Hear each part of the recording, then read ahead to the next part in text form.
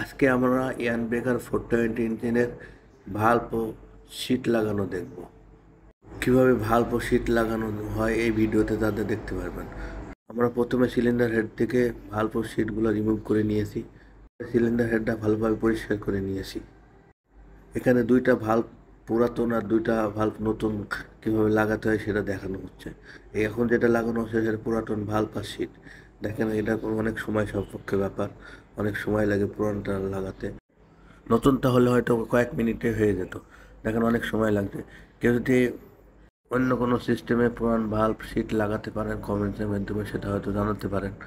আমরা এভাবেই লাগাই। এখানে এই পেস্টের মাধ্যমে আমরা পুরান ভাল্ব সিটটা লাগানোর চেষ্টা করতেছি, আসলে রিবিল্ড করার চেষ্টা করতেছি। দেখেন অনেক সময় লাগতেছে, আসলে পুরানটা লাগাতে অনেক সময়। এই যে আমরা লাগানো শেষ, আমাদের পুরান দুটা ভাল্ব লাগানো সেট হয়ে গেল। এখন দেখুন নতুন ভাল্ব সিট লাগাবো। একটা পাত্রে সিট নিয়ে নিয়েছি, পাত্রের ভিতরে কিছুটা নাইট্রোজেন ঢেলে নেব এবং নাইট্রোজেন দেওয়ার কারণ হলো সিটগুলো সংকুচিত করার জন্য আমরা নাইট্রোজেন দিই।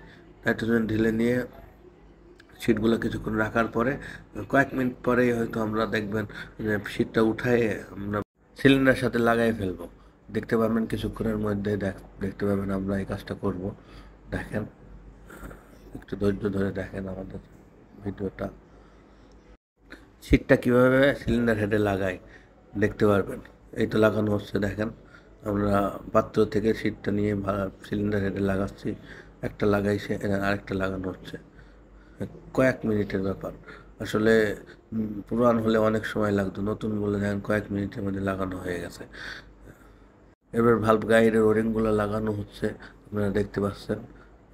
ভাল্ব গাইডের ওরিংগুলো লাগানো হলে আমরা ভাল্বগুলো ঢুকাই দেবো একে একে করে, নতুন পুরাতন সবগুলো। এই পাশেরগুলো পুরানো আর ওই পাশেরগুলো নতুন। এই যে এইগুলো পুরান ভাল্ব লাগানো হচ্ছে, আর এই যে এখন দেখবেন এখানে নতুন, এই যে নতুন ভাল্ব লাগানো হচ্ছে। আমাদের ভাল্ব লাগানো কমপ্লিট। ভাল্বটা উল্টায় আমরা এখন ভাল্বের রোটো ক্যাপ, ভাল্ব স্প্রিং, ভাল্ব কোন, ভাল্ব ওয়াশার এগুলো লাগাই আমরা সিলিন্ডার হেড রেডি করে ফেলবো।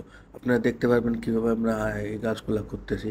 আপনারা অপেক্ষা করুন, দেখুন কীভাবে করতেছি। আসলে একটু ধৈর্য ধরে দেখুন, আপনারা বুঝতে পারবেন আমরা কীভাবে এটা রেডি করতেছি।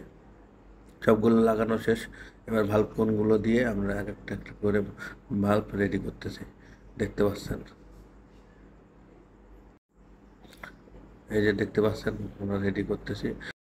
এরপর সার্কিট লাগাই আমরা এটাকে শেষ করে দেব, তখন আমরা সিলিন্ডার হেডটি লাগানোর জন্য প্রস্তুত হয়ে যাবে। সিলিন্ডার হেডটি লাগানোর জন্য রেডি, আমরা এখন সিলিন্ডার হেডটি লাগাতে পারি।